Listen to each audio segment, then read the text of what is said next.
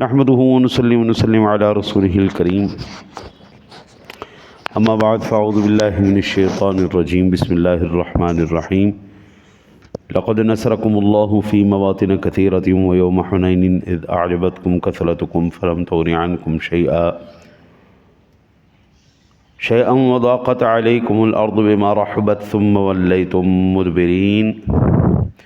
بے شک اللہ تعالیٰ نے بکثرت مواقع پر تمہاری مدد فرمائی، اور غزوہ حنین کے دن بھی جب تمہاری کثرت نے تمہیں گھمنڈ میں مبتلا کر دیا تھا، حالانکہ اس کثرت نے تم سے کسی چیز کو دور نہیں کیا، اور زمین اپنی وسعت کے باوجود تم پر تنگ ہو گئی، پھر تم پیٹھ پھیرتے ہوئے لوٹے۔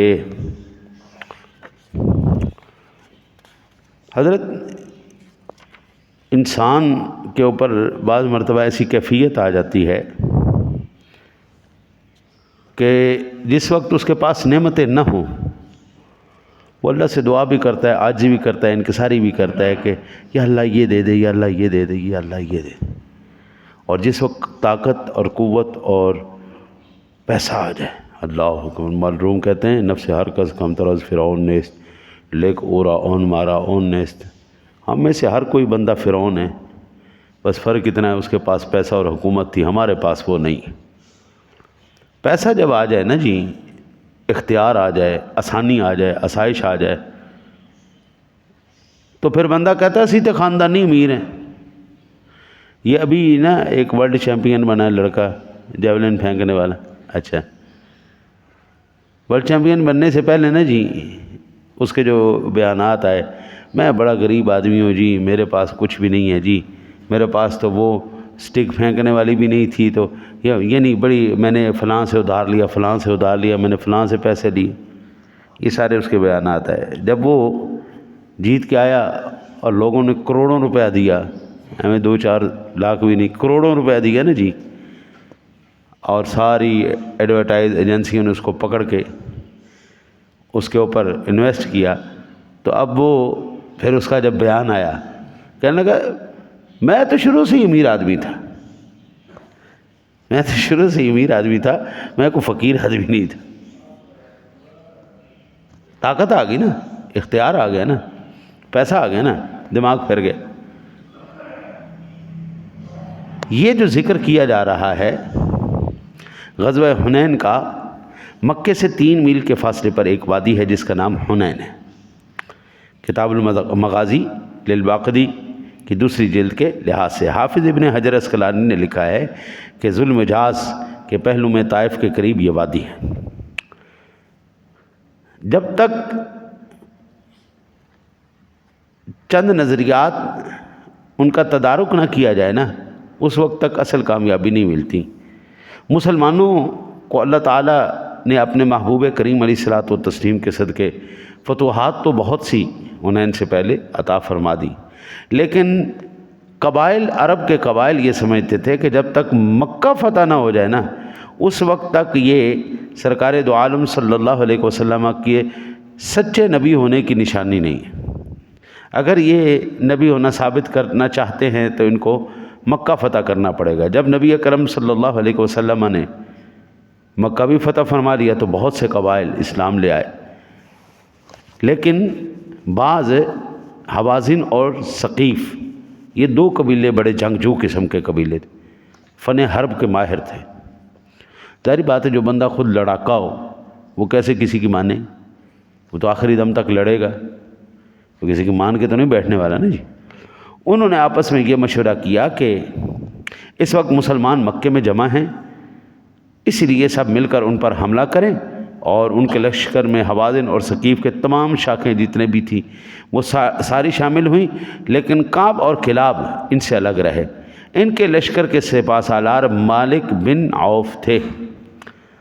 حضور کی مخالفت نہ کرنے کی وجہ سے، حضور کے خلاف کھڑا نہ ہونے کی وجہ سے اللہ تعالیٰ نے ان کو ایک تو اسلام کی دولت نصیب فرمائی، بعد میں طائف میں حاضر ہو کر مسلمان ہو گئے۔ انہوں نے دمشق کو فتح کیا اور جنگ قادسیہ میں شہید ہوئے الاصابہ کے لحاظ سے۔ نبی اکرم صلی اللہ علیہ وسلم نے مقابلے کی تیاری کی، حنین کی، اور مکہ میں صفوان بن امیہ امیر شخص تھا، اس کے پاس کافی اسلحہ تھا، وہ اس وقت تک اسلام نہیں لایا تھا۔ آپ سرکار دو عالم صلی اللہ علیہ وسلم نے اس سے اسلحہ مستعار لیا، ادھار پہ لیا، یار ادھار دے دو، پھر بعد میں ہم آپ کو واپس کر دیں گے۔ مشرکین شکست کھا گئے تو صفوان کی زرہیں جمع کی گئیں۔ یہ اس بندے نے 40 زرہیں نبی اکرم صلی اللہ علیہ وسلم کو دی تھیں، اور کئی زرہیں جب وہ جنگ ہوتی ہے نا جی، تو ظاہری بات ہے کوئی کافر اٹھا کے لے جاتے ہیں، جو جس کے ہاتھ میں آتا ہے وہ اٹھا کے لے جاتے ہیں۔ اس کی زرہیں اکٹھی کی گئی تھی، وہ کم تھی، تو نبی اکرم صلی اللہ علیہ وسلم نے پھر امیہ بن سفیان سے کہا کہ یار تیری زرہیں نا ہم سے گم ہو گئی ہیں، تو ایسا کر تو ان کی قیمت لے لے۔ اس نے کہا یا رسول اللہ صلی اللہ علیہ وسلم، آپ کیا بات کرتے ہیں، آپ کی محبت، آپ کی الفت دل میں بس گئی ہے، اور آگے کر لو، آپ کی محبت اور الفت آپ کے دل میں بس گئی ہے۔ یا رسول اللہ اس وقت تو نہیں تھی، اس لیے میں نے پھر جو ہے نا جی کرائے پہ دے دیا، ادھار دے دیا، لیکن آقا جی اب کیا بات کرتے ہیں، اب مال بھی آپ کا اور جان بھی آپ کی۔ امام اسحاق نے کہا کہ ان تیاریوں میں نبی اکرم صلی اللہ علیہ وسلم حوازن کے مقابلے کے لیے روانہ ہوئے۔ آپ کے ساتھ 10,000 صحابہ کرام تھے جو مدینے سے آپ کے ساتھ مکہ کے لیے آئے تھے، اور 2,009 مسلم صحابہ تھے جو مکہ میں مسلمان ہوئے تھے، ان کو طلقاء کہا جاتا تھا۔ تو اب یہاں پر کتنے صحابہ ہو گئے جی؟ 12,000 صحابہ کرام جنگ کے لیے تشریف لا رہے۔ اس سے پہلے اسلام کا اتنا بڑا لشکر نہیں تھا، 12,000 بندہ کسی جنگ میں نہیں شامل۔ پہلی جنگ میں کتنے تھے؟ 313، اور حنین کے اندر کتنے آ رہے ہیں؟ 12,000۔ 12,000 بندہ جنگ کے لیے ہو، حضرت غرور تو آتا ہے، پھر تکبر تو آتا ہے۔ 8 ہجری کو مکہ فتح ہوا، 20 رمضان المبارک 8 ہجری کو مکہ فتح ہوا، اور 5 شوال 8 ہجری کو حوازن کی طرف روانہ ہوئے۔ اس طرح ان کا گمان یہ ہے کہ فتح مکہ کے 15 دن بعد آپ حوازن کی طرف روانہ ہوئے۔ اس کا مطلب یہ ہوا کہ مسلمان کو ہر وقت جو ہے وہ تیار رہنا چاہیے، کسی وقت بھی جنگ کی حالات پیدا ہو سکتے ہیں، کسی وقت بھی۔ حضرت امام واقدی نے کہا کہ یہ آپ 6 شوال کو روانہ ہوئے اور 10 شوال کو حنین پہنچ گئے۔ 12,000 کا کثیر تعداد کا لشکر دے کر حضرت ابوبکر نے کہا آج ہم لشکر کی قلت کی وجہ سے شکست نہیں کھائیں گے۔ کبھی کبھی نا جی اللہ تعالیٰ کو بڑی بات پسند نہیں آتی۔ حضرت موسیٰ نبی علیہ الصلوۃ والسلام تھے نا جی، آپ سے آپ کے کسی امتی نے پوچھا پیارے موسیٰ علیہ السلام، اس وقت روئے زمین میں سب سے بڑا عالم کون ہے؟ ظاہری بات ہے روئے زمین پر اللہ کا نبی اللہ کا نمائندہ ہوتا ہے، اور اللہ کے نبی سے بڑا عالم کوئی نہیں ہوتا۔ حضرت موسیٰ علیہ السلام نے کہا کہ اس وقت روئے زمین پر سب سے بڑا عالم میں ہوں۔ اللہ تعالیٰ کو یہ بات پسند نہیں آئی، میرا نبی ہے اتنی بڑی بات کر رہے نہیں۔ فرمایا پیارے موسیٰ ذرا جا کے ملتے نہیں میرے ایک بندے سے، وَعَلَّمْنَاهُ مِن لَدُنَّا عِلْمًا، ہم نے اس کو علم لدنی عطا فرمایا، آپ جاتے نہیں ذرا اس سے ملاقات کیجئے۔ پھر 15ویں سپارے کے اندر 16ویں سپارے کے اندر یہ پورا واقعہ موجود آ رہا ہے، کیسے موسیٰ علیہ السلام گئے، کیسے یوشع بن نون کو ساتھ لیا، کیسے مچھلی کا واقعہ پیش آیا، کیسے آپ جو ہے وہ علمناہ من لدنا علما، بعضوں نے کہا کہ وہ خضر علیہ السلام تھے یا خضر علیہ السلام تھے، بعضوں نے کہا پتہ نہیں رجال غیب میں سے کوئی بندہ تھا، وہ خضر علیہ السلام ہو یا رجال غیب میں سے کوئی بندہ ہو۔ مقصد یہ ساری تمہید باندھنے کا یہ تھا کہ جب بندہ کوئی بڑا بولے نا تو اللہ کی پناہ مانگ لے، اللہ کی پناہ مانگ لے، بھئی سب سے بڑا قادر و قدیر اللہ ہے، اس کے بعد اس نے کرم ہم پہ کیا۔ یہ کیسا؟ سب سے بڑا قادر و قدیر اللہ ہے، اس کے بعد کرم ہم پہ ہوا ہے۔ ہاں جی، تو اللہ کو ایسی بات پسند نہیں آتی جس بات کے اندر انعا ہو، تکبر ہو، غرور۔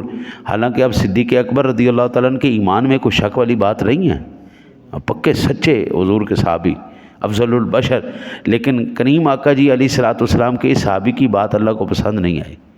12,000 کا لشکر ہوا تو پھر کیا ہوا، اللہ ہی مدد نہ کرے تمہاری پھر، ہیں جی۔ حارث بن مالک بیان کرتے کہ ہم رسول اللہ صلی اللہ علیہ وسلم کے ساتھ حنین کی طرف گئے۔ ہم اس وقت زمانہ جاہلیت سے نئے نئے نکلے ہوئے تھے۔ کفار قریش اور دیگر عرب کے لیے ایک سرسبز درخت تھا جس کو ذات الانوات کہتے تھے۔ وہ ہر سال اس درخت پر آتے اور اس پر اپنا اسلحہ لٹکاتے، وہاں پر جانور ذبح کرتے اور وہاں ایک دن اعتکاف کرتے۔ وہ سمجھتے تھے کہ جناب یہ عمل کرنے سے نہ جی ہم فاتح رہتے ہیں، ہمیں کوئی دنیا کی طاقت ہمیں ہرا نہیں سکتی۔ تو جب رسول اللہ صلی اللہ علیہ وسلم کے ساتھ حنین کی طرف جا رہے تھے، ہم نے ایک بیری کا ایک بہت بڑا سرسبز درخت دیکھا۔ تو ہم نے عرض کیا یا رسول اللہ صلی اللہ علیہ وسلم، آپ اس درخت کو ہمارے لیے ذات انوات نہیں کر دیتے؟ میرے آقا نبی اکرم صلی اللہ علیہ وسلم نے فرمایا اللہ اکبر، تم نے ایسی بات کہی ہے جیسی موسیٰ علیہ السلام کی قوم نے ان سے کہی تھی، ہمارے لیے بھی ایک معبود بنا دیجئے جیسے ان کے معبود ہیں۔ تو حضرت موسیٰ علیہ السلام نے فرمایا تم جاہل لوگ ہو، یہ ان لوگوں کی عادتیں تھیں اور تم بھی ان کی عادتیں اپنا رہے ہو، تم میں بھی صلاحیت کر گئی۔ حضرت ہمیں ابھی آزاد ہوئے کوئی زیادہ دیر نہیں ہوئی، 78 سال ہی ہوئے، ابھی تک وہ لوگ جو ہندوستان میں رہتے تھے وہ ابھی کچھ زندہ ہیں۔ ہماری روایات ابھی بھی کچھ ہندوانہ اور مشرکانہ ہیں، ہماری روایات ابھی تک اسلامی نہیں ہو سکیں۔ خوشی کا اظہار کرنا ایک الگ بات ہے، لیکن ہماری شادیوں کے اندر جتنی بھی روایات، امائیوں ہے، تیل ہے، مہندی ہے، یہ اس میں کوئی اسلام کی روایت کوئی نہیں، ٹھیک ہے نا جی؟ ٹھیک ہے آپ ناچیں کودیں، آپ خوشی منائیں، ہاں جی، لیکن مشرکانہ روایات کو مائیوں پہ بٹھا دیا، تیل مہندی پہ لگا دیا، گانی باندھ دی، ہاں جی، وہ کوئی صدقے دا بکرا ہے جنہوں گانی باندھ رہے ہو تسی، ہاں جی، پھر انہوں لکا کے ٹوٹنا، یہ ایسی روایتیں ہیں نا جی ہمارے پاس، ابھی شادیاں ہوتی ہیں، یہ ساری خرافات ہمارے جو ہے نا جی معاشرے کے اندر ہیں، وہی نظریات، وہی عقائد۔ ابھی آپ یہ دیکھیں نا جی، ہمیں اہل سنت و جماعت کو بدنام کرنے کے لیے کیسے کیسے لوگ مرز وجود میں آ چکے، انہوں نے حضرت سیدنا شیخ عبد القادر گیلانی المعروف حضور غوث اعظم رضی اللہ تعالیٰ عنہ کی مورتی بھی بنا دی ہے نہیں، اور اس کو پوج بھی رہے ہیں۔ اب یہ اہل سنت اس میں تو انوالو نہیں ہے، آپ ہم سے پوچھیں کیا ایسا کرنا جائز ہے یا ناجائز ہے، ہم تو ٹھوک کے کہیں گے یہ حرام ہے، یہ تو بالکل مشرکانہ اور جو ہے انتہائی جو ہے جاہلانہ رسومات ہیں، یہی وہی کافروں والی روایت ہے جو آپ لے کے آ رہے ہیں۔ مورتیوں کو پوجنے کا کیا تک ہے؟ شہباز قلندر کی بنا دی ہے جی، شہباز قلندر کی انہوں نے بنا دی، لال شہباز، اور وہ کیا جھولے لال ہیں جی، ایسے ہیں جی ان لوگوں کی، حضرت عثمان مروندی رحمۃ اللہ تعالیٰ علیہ کی انہوں نے مورتیاں بنوا دی۔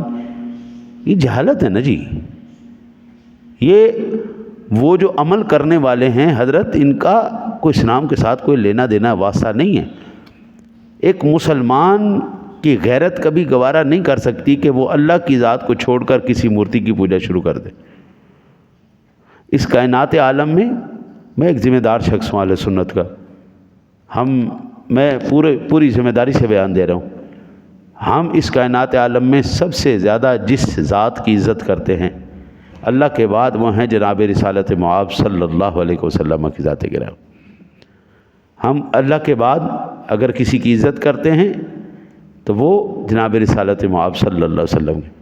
اللہ کی قسم میرے آگے قرآن پاک موجود ہے، ہم رسول اللہ کی بھی عبادت کے قائل نہیں ہیں۔ احترام الگ چیز ہے، ادب الگ چیز ہے، عزت الگ چیز ہے، لیکن عبادت الگ چیز ہے۔ عبادت صرف اللہ کی، اللہ کے سوا کسی کی عبادت نہیں ہے، اللہ کے سوا کسی کی پرستش پوجا کچھ بھی نہیں بھائی۔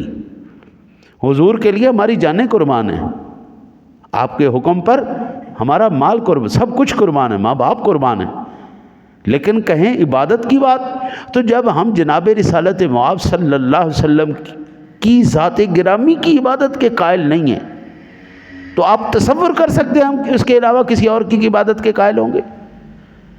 بھئی احترام کرنا الگ چیز ہوتی ہے، ادب کرنا الگ چیز ہوتی ہے، عبادت الگ چیز ہے۔